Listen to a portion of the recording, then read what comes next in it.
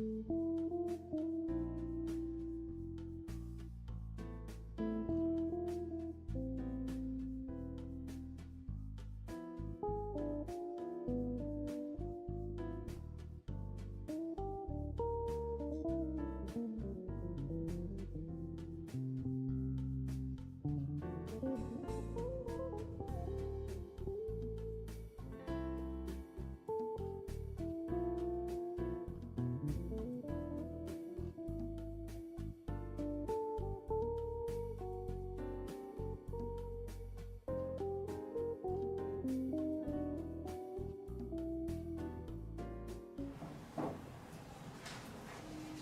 morning, everyone. Before we proceed with our procurement activities, let's start with the prayer to be led by Ms. Kap. Let's bow our heads and pray. In the name of the Father, and of the Son, and of the Holy Spirit. Thank you, Almighty Father, for giving us another day to live, to love and glorify you. Please guide, protect, and strengthen us today. In Jesus' name we pray. Amen. The Father, of the Son, and of the Holy Spirit. Okay, Box Secretariat, let's acknowledge the presence of the attendees and confirm if we have a quorum. These are the attendees of today's private conference, headed by our BAC chairperson, Sir Arnold Donji Barbero, the BAC vice chairperson, Sir Arnold Androniantes, the BAC member for all types of procurement, Sir D.R.D. Barel, the OIC head of procurement unit, Ma'am Melody Javier, and from the goods and services, we have Ms. Diane Grace B. Galinato. 4 BAC members are present, sir, so we have a quorum.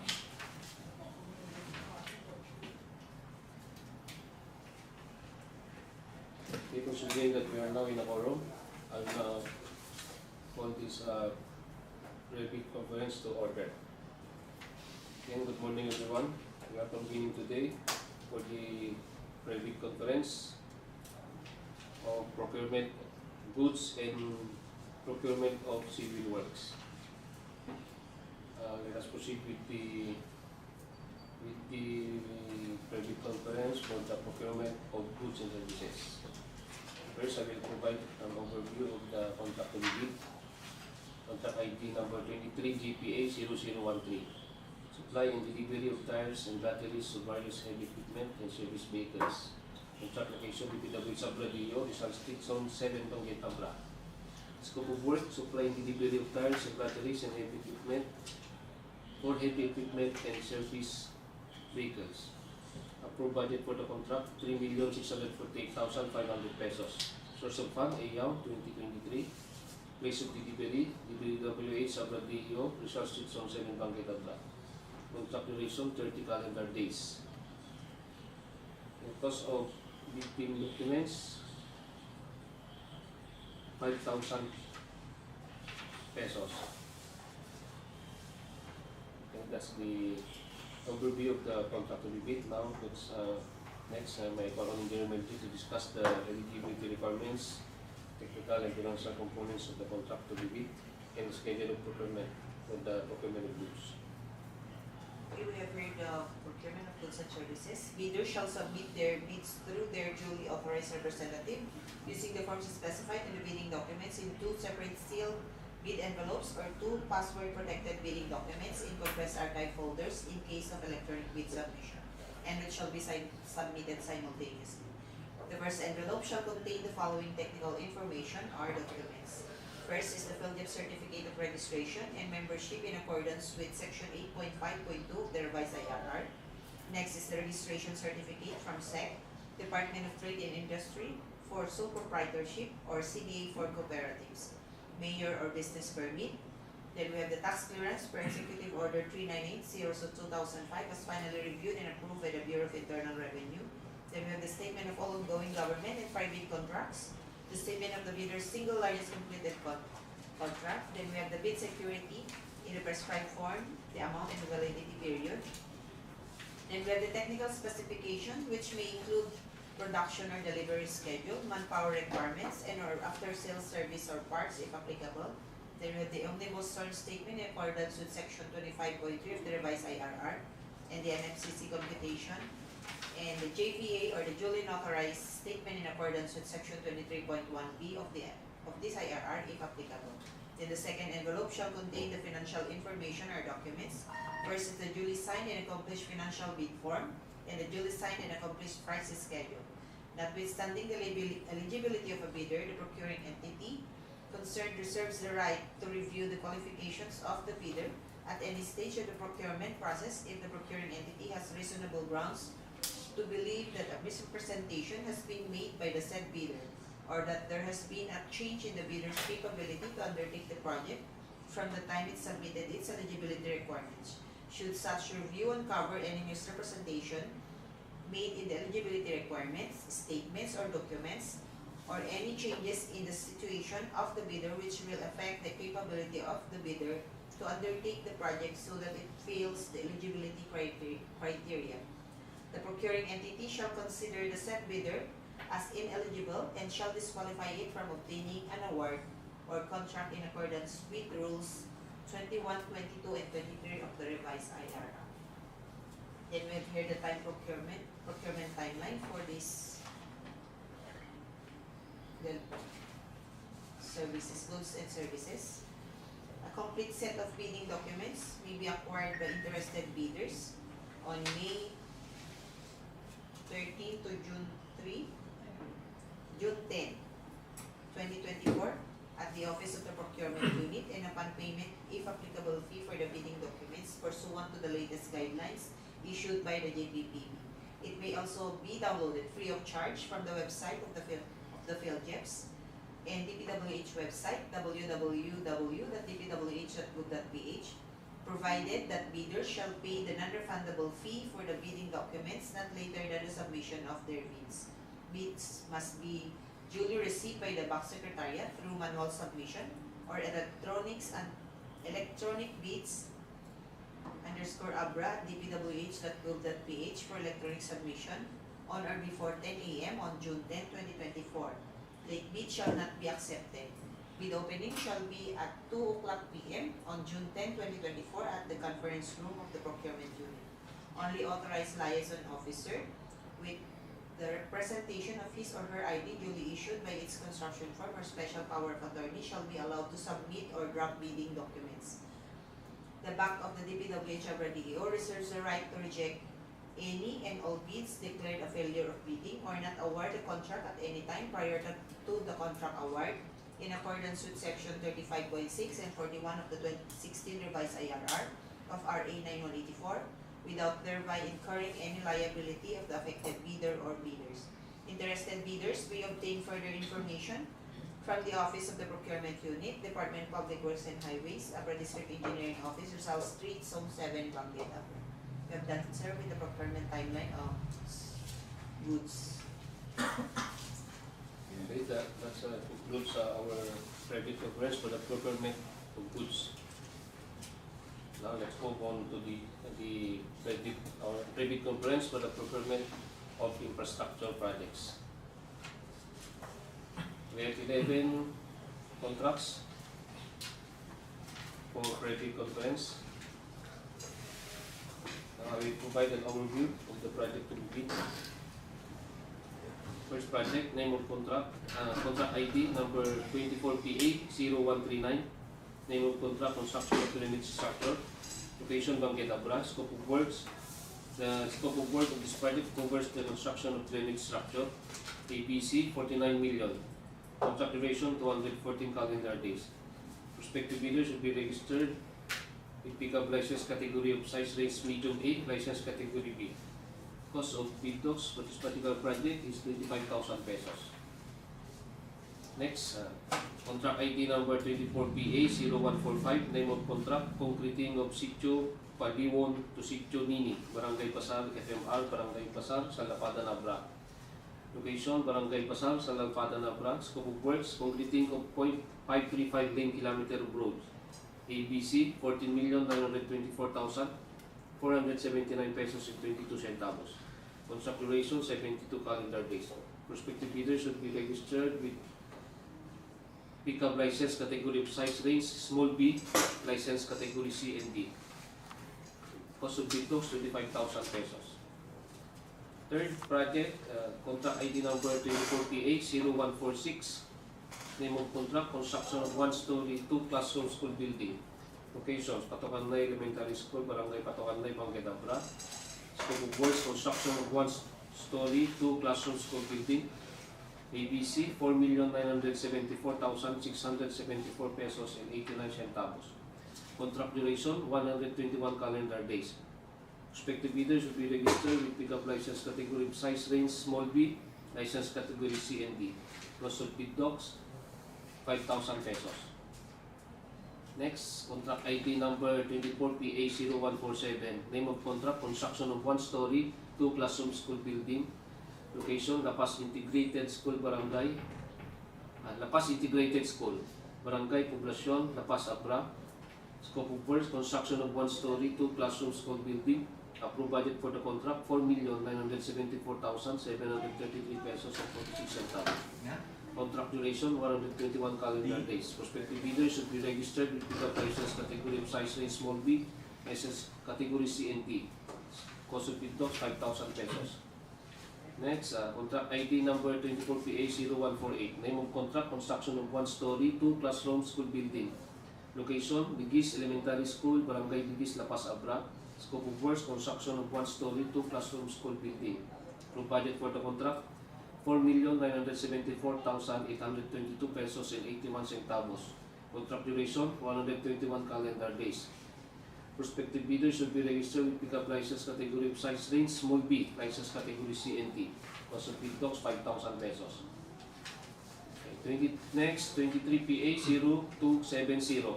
Rehabilitation of DPWH New Supply Office, gate quarters, guardhouse, and storage area. Locations on 7 Bangued, Abra. Approved budget for the contract, 6,999,640 pesos and 10 centavos. Contract duration, 60 calendar days. Prospective bidders should be registered with pickup license category of size range small b, license category C and D. Cost of bid docs, 10,000 pesos. Next, contract ID number 24PA0149. Name of contract, construction of one-story, two-classroom school building, Canan Elementary School.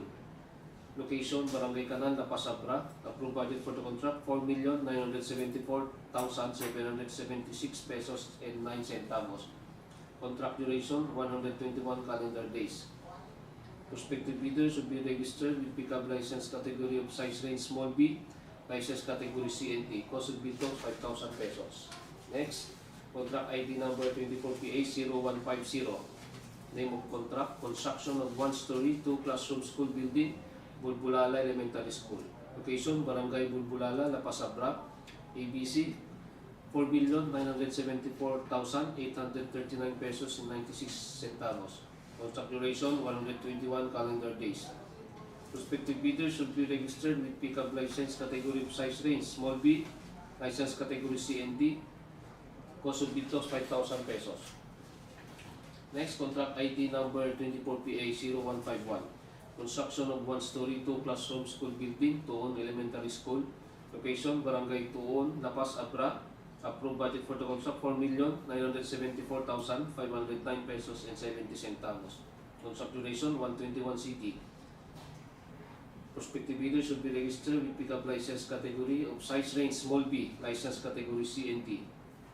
Bid docs, 5,000 pesos.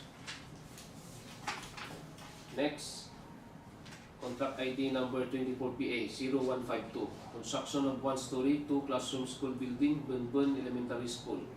Location, Barangay Bangued, La Paz, Abra. ABC, 4,974,884 pesos and 76 centavos. Contract duration, 121 calendar days. Prospective bidders should be registered with pickup license category of size range small b, license category C and D. Cost of bid docs, 5,000 pesos. And for the last project, contract ID number 24PA0153. Construction of one-story, two-classroom school building, Malabaga Elementary School. Location, Malabaga Elementary School, Barangay Malabaga, La Paz, Abra.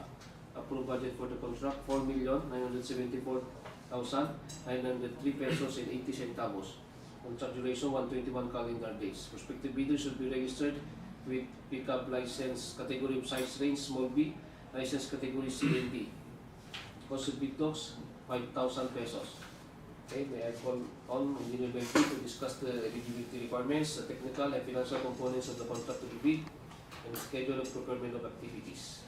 Here are the requirements for the procurement infrastructure projects. So the bidder shall submit their bids through their duly authorized representative using the forms specified in the bidding documents in 2 separate sealed bid envelopes or 2 password-protected bidding documents in compressed archive folders in case of electronic bid submission, and which shall be submitted simultaneously. So the first envelope shall contain the following technical information or documents: the PhilJEP certificate of registration or membership in accordance with section 8.5.2 of the revised IRR. Next is the registration certificate from SEC, Department of Trade and Industry, for sole proprietorship or CDA for cooperatives. Then we have the mayor's or business permit. Then the tax clearance per Executive Order number 398/2005 as finally reviewed and approved by the Bureau of Internal Revenue. Then we have the statement of all ongoing government and private contracts. Then we have also the statement of the bidder's single largest completed contract. Then the pickup license and registration, the bid security in the prescribed form, the amount and the validity period. Then we have the project requirements, which shall include the following. First is the organizational chart of the contract to be bid. Second is the list of the contractor's personnel, the project manager, the project engineer, materials engineer, and the foreman to be assigned to the contract to be bid with their complete qualification and experience data. Then we have the list of contractors' major equipment units, which are owned, leased, and or under purchase agreement, supported by the proof of ownership or certification of availability of equipment from the equipment lessor or vendor for the duration of the project, as the case may be. And then we have the omnibus return statement in accordance with section 25.3 of the revised IRR, the NFCC computation, the audited financial statement, and the JVA of the duly notarized statement in accordance with section 23.1p of the IRR if applicable. Then we have also the second envelope shall contain the financial information or documents.